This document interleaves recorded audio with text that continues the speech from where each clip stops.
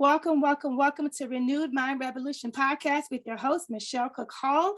As always, it is my honor and my pleasure to be able to share some tips and some tools with you guys that I know would assist you in becoming a better you.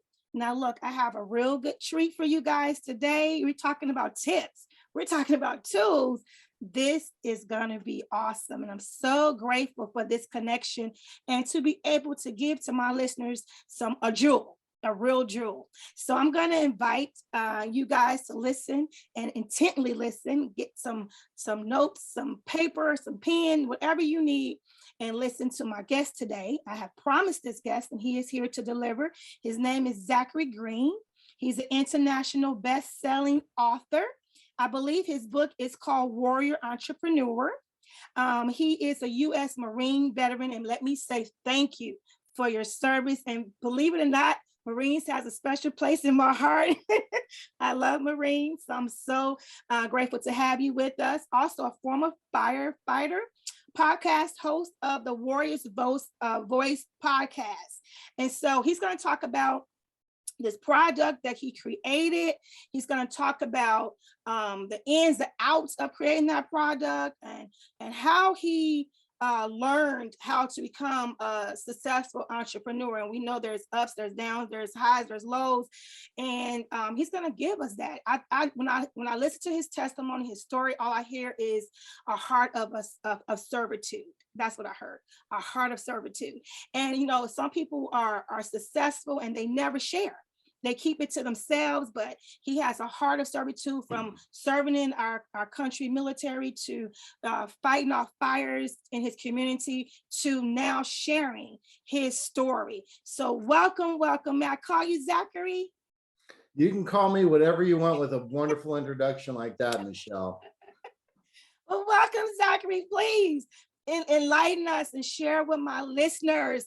Give them the jewels. Give us what we need so that we can also be able to share that we have become entrepreneurs and make some good positive steps and not, all the lows and the mistakes that comes with becoming a successful entrepreneur. Yeah, well, thank you so much. And the one thing that you said really does capture what I feel that I've done in my life, and that is service and service to others, service to causes that are bigger than you, service to our country, service to our community, and my new mission now, which is trying to teach other people not to make all the mistakes that I made growing and starting my business. Yeah. So really excited to be chatting with you today. Yeah, great. We're glad to have you. Now, first, start off telling us about the product. Like, tell us about the product and how do you even come about with this product? This is a very interesting product, may I say. So explain to us about this product and how you came about with this product. Certainly. So, I'm a big believer in that to have a really great product, and really it's a great brand more than a product, you have to find a solution to a problem. And right. My career really spanned before I got into entrepreneurship in the pharmaceutical industry. I worked with a company called Eli Lilly. And what we would do is we wouldn't talk about the features and the chemicals that are in our drugs. We would talk about a disease, i.e. a problem, and the solution. So let's take diabetes, for example, because our company was the first one to really start utilizing insulin. We didn't talk about all the stuff that was in insulin. We talked about, okay, if you have diabetes, these certain things will happen, and and that's a problem. And the benefit is X, Y, and Z. So in that light, I was a firefighter. I got within the first couple of weeks of the fire service, I was in an actual live fire. I'm working my way down the hallway. Now, when I say it's black, it's not a black like you and I think of when we get up to go to the bathroom in the middle of the night and it's dark out, but you can still see a little bit. Right. This is true, complete blackness. You can't see your hand in front of your face. Okay. And what happens is you get disoriented very easy because you lose track of where you came into the room, where you are, how to get out, where your tools are, where your buddies are. Right. And in my case, I'm pushing my way down this dark hallway, assuming that I want to get to the end of the hallway, that there's going to be a door or a stairwell. And instead I found 3 walls. And I was like, oh, this is not good. And I realized I'm actually in a walk-in closet. I'm not in a hallway and I'm trapped. And it was a pretty horrifying experience. So once you kind of get through that fear, and you realize, okay, if I don't get control of my emotions, I'm going to die. I have 20 minutes of air left. That's the end of it. And I finally worked my way and got outside. And I remember talking to my captain and telling him how nervous I was and how scared I was. And he almost started making fun of me. He's like, bro, this is what happens every time you're in a fire. You got to get used to it. If you can't get used to it, you're in the wrong line of work. Okay. And I started thinking, that's really not acceptable. There's got to be a better way to solve this problem of darkness. Right. And I remember back when I was in the Marine Corps, we had these little glow in the dark tabs on the back of our helmets. Okay. And the purpose of those was so in the dark, you could see a little bit in front of you, and that would be enough to know that your buddy was right there next to you. Right. So I found a way to make this glow in the dark material glow brighter and longer than virtually anything had ever been out in the market. You know, the problem with electric batteries and light bulbs and rechargeable batteries is they don't always work, especially in the conditions of a fire where it's super hot and steamy and we break stuff a lot. And so I worked with a couple of brilliant scientists and developers, came up with this glow in the dark material, wore it on my helmet. And within the first fire I had, guys were literally trying to take my helmet off of my head. So I remember turning around looking, and I could see the green glow of my helmet bouncing off of his mask. And he's trying to take my helmet off. And I'm like, bro, can we put the wet stuff on the red stuff and get this fire knocked down? And he's like, what's on your helmet? And I'm like, come on, please, man, the building's on fire. So we get outside, guys start throwing $20 bills at me. Next, you know, I start selling it from fire station to fire station. And what I would do, Michelle, is I'd go to a fire station, instead of just saying, hey, it glows for 10 hours, it glows at this brightness, it lasts this many times, I would start the conversation off with, hey, have you ever been in a situation where it's so dark you can't see? I'd start with the problem. Right. And what I would do is I'd say, hey, I'm a firefighter from the Cincinnati area. Can we go in the bathroom and turn the lights off together? I got something cool to show you. And if they didn't beat me up, they usually like, okay, yeah, let's check it out. Because that's kind of a strange way for people coming in to talk to you, right? Yeah, right. So get in the dark bathroom. I pull the glow in the dark stuff out. I'd talk about accountability, talk about disorientation, how we can solve that. I made about $5,000 over a 6-month time period doing this from fire station to fire station. Wow. Eventually went to the trade show, set up a booth at the trade show. We booked $100,000 in 3 days. The problem was I had no money to buy the raw materials. Yeah. I had no way to produce it. I didn't have a manufacturer. I had no way to distribute it. Right. But I'm a Marine, and we believe in mission accomplishment, and we're going to accomplish our mission no matter what happens. So Yeah. sometimes as an entrepreneur, you have to make really difficult decisions. Yes. The only way an entrepreneur can fail is if they quit. There's a solution to every problem. The problem with that is a lot of people aren't willing to do what it requires to solve that problem. Yeah. In my case, I refinanced my house. I maxed out my credit cards. I borrowed against my 401k to get those initial orders out. Eventually got that taken care of, started selling more additional products. I raised some venture capital financing.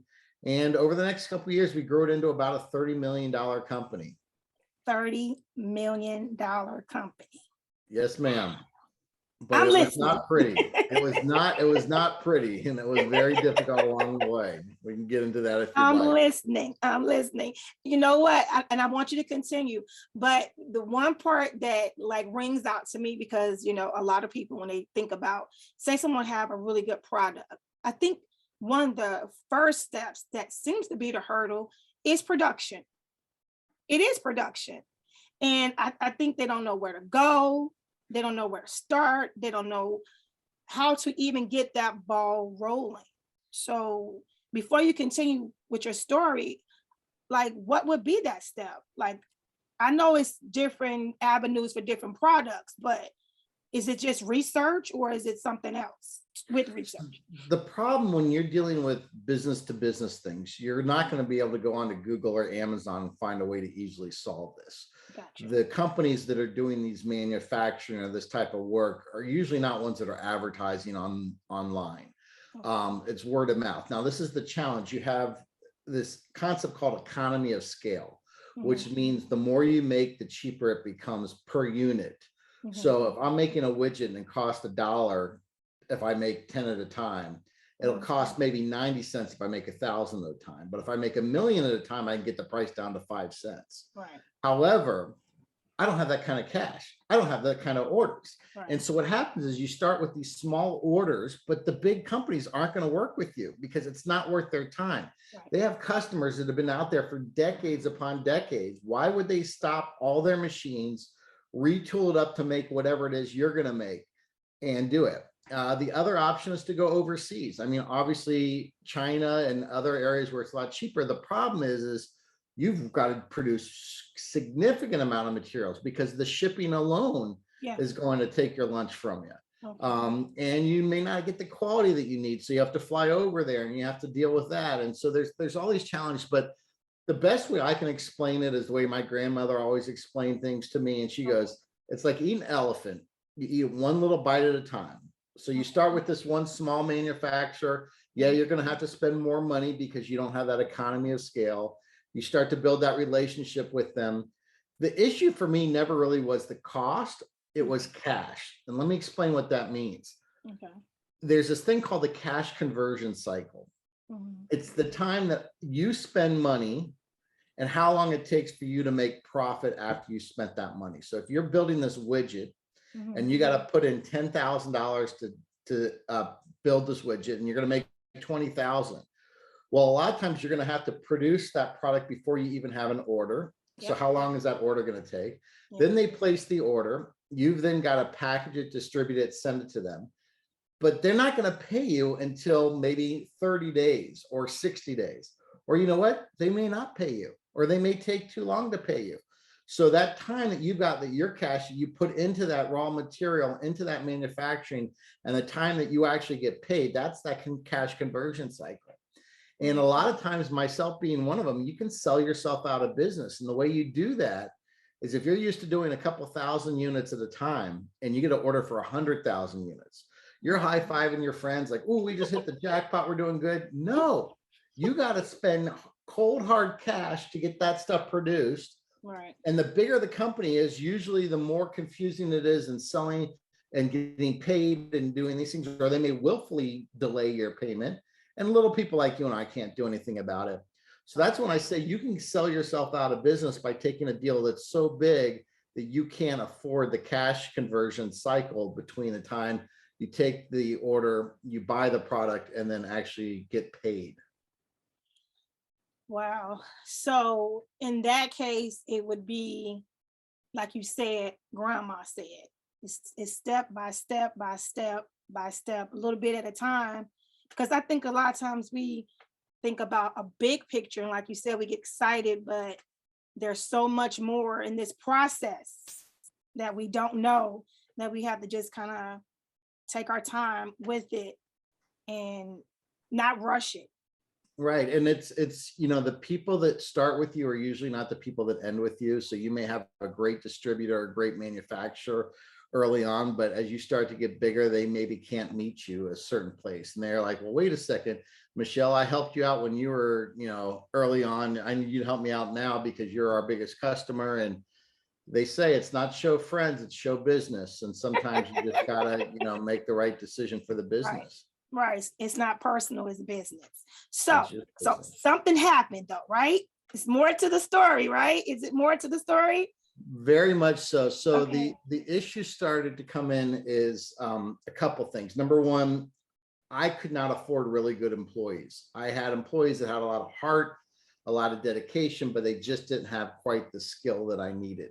Okay. So I had to do a lot of work and check a lot of work. And as the company started to build and grow, and I was able to swap out some of those original employees with some people that maybe had some more skills, I still never really gave them the opportunity to grow. And I'm a big fan of hiring really great people and then getting the hell out of their way.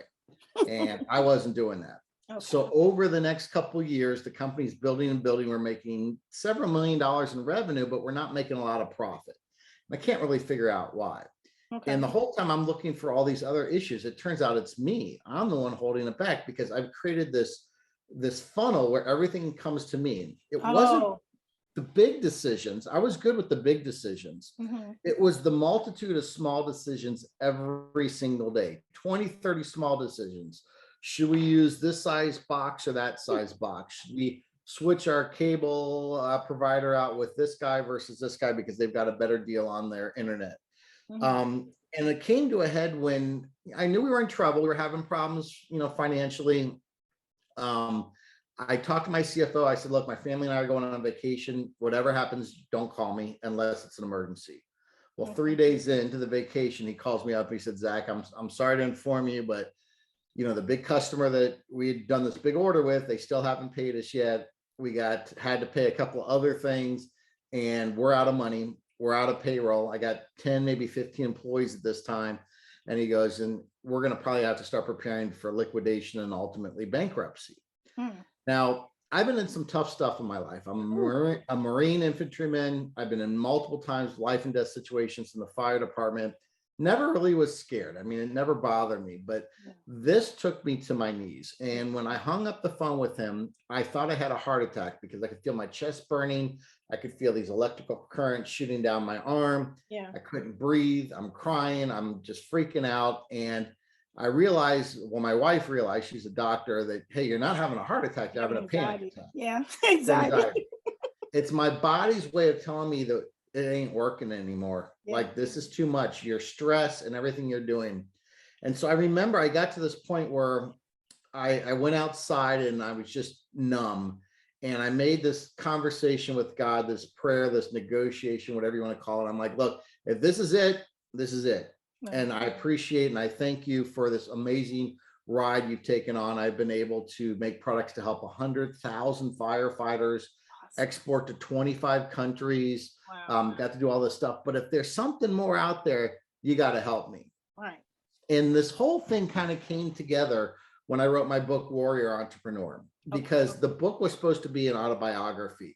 The problem is, my editor said, is Zach, unless your name's Beyonce or Barack Obama, nobody cares about your autobiography, other than maybe your mom and your wife, and hopefully, Michelle, you'd buy my autobiography. That's the only three of you, right? What's the lesson? And so what I went back is I looked at this warrior's journey, and the warrior's journey goes all the way back to Greek times. It starts with adversity. It starts with challenge. We think, as people that had a tough life, a tough childhood, maybe our father wasn't involved, maybe our mom was working 2 jobs, whatever else, so that's a bad thing. That's not. You're building rhino skin. You're getting stronger. Iron sharpens iron, as they say in the Bible. And what happens eventually, you are going to come to a point in your life where you're not going to be able to make it through that next step. That's called your crucible. For me, that was my crucible when I got that phone call. I know it's my crucible because it was both mental, spiritual, and physical. Everything came crashing. And the crucible basically means whatever you've done up to that point in your life is not enough to get through the next phase. So there's 2 things you have to do when you're in your crucible. Number 1, you have to conquer it, not survive it. You have to conquer it. You have to destroy it. And number 2, you have to transform. And if you don't transform, you're good right back to where you were before. Inside that crucible, there's the abyss. Now, the abyss is the bottom of the crucible. It stands for destruction, giving up, death, sometimes suicide. And your crucible could be a drug and alcohol problem. It could be a divorce, a toxic relationship. In my case, it was a business failure. And to get through that, you have to make that change. And for me, what I did was I stepped down as CEO from the company that I started. And I said, look, if I'm being a pinch, I need to open it up and I need to get out. And I need to focus on being more of a visionary and a founder and a spokesman, and less of somebody that's running the day-to-day operations. Because the reason we got caught in that situation is I was not letting the good financial people do what they were supposed to do. I kept checking over everyone's shoulders. And that's when the company exploded. From that point on, obviously we were able to dance around the raindrops and make the payroll, got everything worked out, and the company over the next couple of years exploded. And when the pandemic occurred, I was able to devote all my time into finding a way to pivot the company and change our direction, because we weren't selling a lot of our products through traditional means during COVID, but we started making COVID protective barriers, and we became Home Depot's #1 provider of COVID protective barriers during COVID, because I was able to change the machines that make my material into an exit sign and make it into a larger COVID protective guard. And that really is the warrior's journey. And we can apply that to to life. We can apply that to business. We can apply that to relationship. It's hardship. It's giving you that rhino skin. Iron sharpens iron, getting you stronger, because the more crap that you have, the better you start to deal with it. And then you have your battle, your crucible, and then you transform and change into that warrior once you come through that crucible. Yeah. Okay, so like my motto I always live by is like these two words. They're like perseverance and persistence, right? Persevere, persistence, persevere, persistence. And listening to you even talk about the pandemic and COVID, I'm like, that is so smart how you were able to, you know, see this situation and still become creative and make something that can be useful for right now. And what I think amazing about that, I'm going to give you all the accolades. I am, because a lot of times when people are in business or produce anything, I mean anything that people are doing, when there is something that comes in their life or come there and it knocks them off, they completely, like you say, will just kind of give up. And then they'll make excuses. Oh, you know, well, maybe it just wasn't meant to be, or, maybe I just ran out of, time. I mean, they just make excuses, but you didn't, you didn't. You saw the situation, you saw the conflict, you saw the issue, and you still was able to face it. And I think we all need to face whatever it is that we, come in contact with. If it's a conflict, we have a tendency to either run or fight, right? Fight or flight. And, you chose to fight. And I think that's awesome. I think it's really awesome. And the reason why I think that's awesome and why I was appreciative to have you is because I like to remind people that it is possible. It is possible. People seem to, have this attitude sometimes as if their scenario is the worst. And I'm always teaching that there's someone who has dealt with something worse than you, and they have learned to stand and to face it and to overcome it. And so you're not going to be the only one.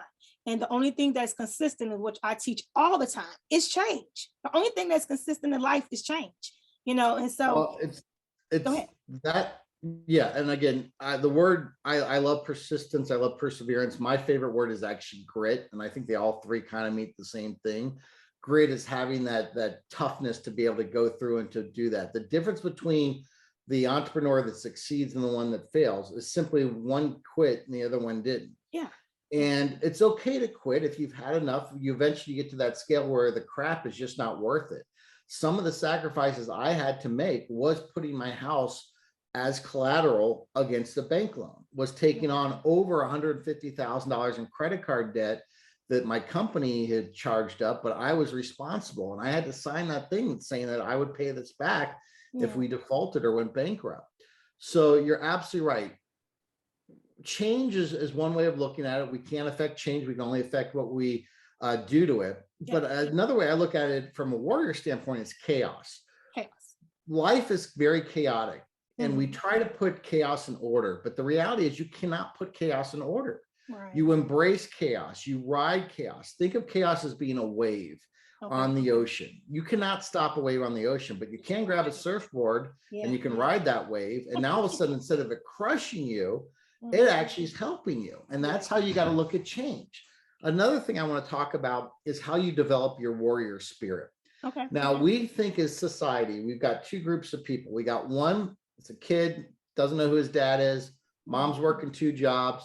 Sometimes he doesn't even get his 3 meals a day, constantly bouncing around from apartment to apartment, struggling with school, having a lot of challenges, finally gets to college, and he works 2 jobs to make it through college, doesn't party, doesn't drink, doesn't do anything. Then we got this other kid, very wealthy parents, goes to a really nice private school. He doesn't get playing time on the soccer field. So the dad calls up and chews out the coach. Why isn't my son playing? And all of a sudden, and he goes, oh no, by the way, I donated all this money to the t-shirts. You better let my kid play. Right. Then the kid goes to a real fancy Ivy League school that he's on scholarship. And as soon as someone challenges him and he gets triggered, he goes to a safe space where he has a space that's easy so he doesn't have to get challenged and pushed. Yeah. Now, most people would say, I want to be in that second group, that kid that's rich and all that stuff. But the reality is, if both of those kids come to work for me and I chew one of them out because they messed up, the first kid's going to be like, okay, Mr. Green, no problem. Sorry, I'll move on. The other one, it's going to have to take a week off and it's going to have to take mental health days and going to be like, Daddy, this guy yelled at me. He was mean. But yet, as society, we think about that. Yeah. And what I want to inspire and teach people is the harder you had it growing up, the tougher you had it, the harder you had to work for it, the better prepared you are for this really, really difficult thing called life. Yeah. Not business, just life, because life is difficult. Yes, it is. There's a lot of challenges out there. And at the end of the day, nobody really cares about you. Yeah, you got your friends and your family, but it's up to you. And bad things are going to happen. You're going to get, injured. You're going to have a disease. You're going to have a bad work situation, everything else. But it's how you react to that. Yeah. That is the warrior mindset. And that's what I want to teach people as you go through that warrior journey and you have that challenge, embrace it. I joined the Marine Corps because I knew it was the toughest branch of service. I knew it was going to be harder than everything else. So when I became a Marine, my pride level was off the charts. My ability to conquer challenges is so much better than somebody that maybe didn't go through that difficult of a process. Yeah. You take two people, one person decides they're going to go take a bus to the top of the mountain and the other person's going to climb the backside of the mountain and have boulders falling on them and dodges snakes. Now they both get to the top of the mountain, but that second one, it's going to be so much more meaningful for them. It's such an accomplishment, such a pride. That's where I am. And the reason that 90% of businesses fail within 10 years is it's really, really tough. Yeah. And you need to have that warrior skin. And it's supposed to be that tough because it weeds out a lot of the people that just simply couldn't handle it. Yeah. And there's nothing wrong with a 9-to-5 job. That's great. But if you want to have that Lamborghini, if you want to have truly unlimited income potential, what a lot of people don't realize, you have to also give up the floor. Because the floor is how much money the least money you can make. Okay. As an entrepreneur, you know how much money I made in my first 2 years? What? Negative $75,000. Negative, not zero, negative, because I had to spend money out of my own pocket. Right. Then the next 2 years after that, I was making maybe 30 or 40,000 bucks, which was less than what I made my first year out of college. Right. But I gave up that floor because I wanted that unlimited ceiling where I truly could make 7 figures eventually. Right. If you have that floor, which is, hey, you're never going to make less than 30,000, that's great. You're probably never going to make more than 50,000. But if you want to make 500,000, you have to get rid of that safety blanket too. And some people just aren't willing to do that. And that's okay. Yeah, it's the security, it's the safety zone. And you can't, but you have to take a risk, right? It's faith. It's faith in whatever you're attempting to do. You have to, if you have a product or a business that you have faith in, you believe in it, you believe people need it, like you did with your product, it was a need. It was a need for it. And I'm definitely a religious, spiritual person. I believe strongly in God and faith, but I don't believe in blind faith. And blind faith is the one where you just say, oh, well, it's just going to work out. It's going to happen. No, I believe that God puts things in place for you, challenges for you to overcome, to help build you and prepare you for those type of things. Yeah. I'm not going to just pray away all my challenges for financials. And then all of a sudden this angel's going to come riding down from the heavens and drop $1 million in my lap. Yeah. It doesn't happen that way. No. So you got to have faith in yourself. You have to have confidence in yourself, not arrogance, confidence. Right. Faith in the team. And most importantly, a lot of people talk about what you do and how you do it. For me, it's all about the why. And there's a great lecture by Simon Sinek. It does start with the why. And that faith and that why, those are the things that really are going to help you be successful. I love that. I love the warrior skin. I love that. I really love that warrior skin, especially now thinking about, the youth of today. They're so much different than the way we were raised, the way I was raised. You want to pour in that toughness. You want to let them know that the world doesn't owe you anything. You have to put in work. You have to put in work. I have 3 children, and I'm always teaching them about time. Don't waste time. If you want something, you got to go get it. It doesn't come to you.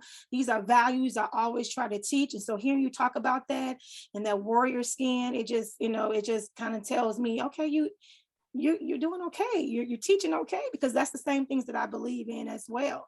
Not thinking that things are going to come to you, and that things are not going to always be easy, and it's not going to always be smooth. But if you believe in something that you want to do, then you have to keep pushing and working at it. People have been in even celebrities would tell you they didn't become celebrities or productive in their craft until they were like 40 years old, you know?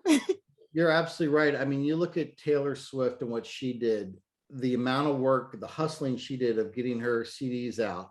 You talk about Lady Gaga and the training and those type of things. I mean, these are people that worked hard, and then they never stopped.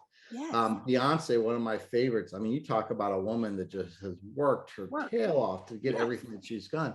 So I do believe that there is a balance. We don't want to be, so the ancient Spartans, which I research in my book, it's where my logo comes from on my company, the Spartan logo.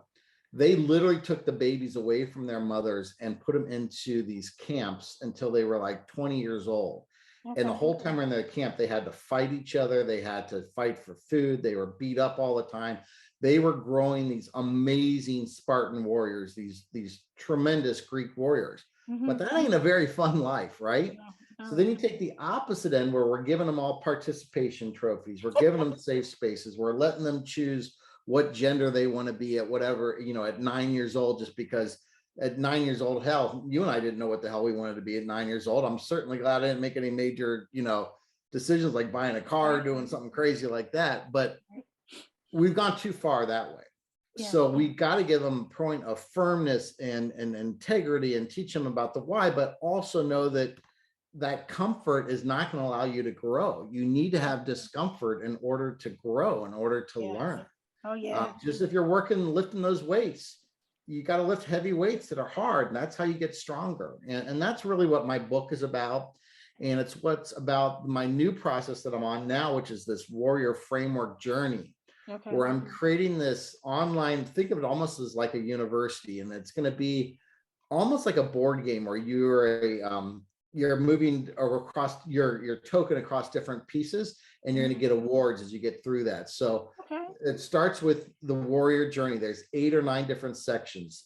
You talked about perseverance, challenge, grit, serenity. We talk about mental health. We talk about taking care of your mind and your body. Yes. And then once you get through that section, you'll win a certain little like award or a badge, and we'll go to the next one, which is how do you start your business plan? How do you look at finances? How do you do the sales and marketing? Talk about employment. And you'll get to choose which one of these courses, like a university, you get to take. But it all starts with that warrior spirit, because if you're not willing to be a warrior, I don't want to work with you anywhere else from that point on.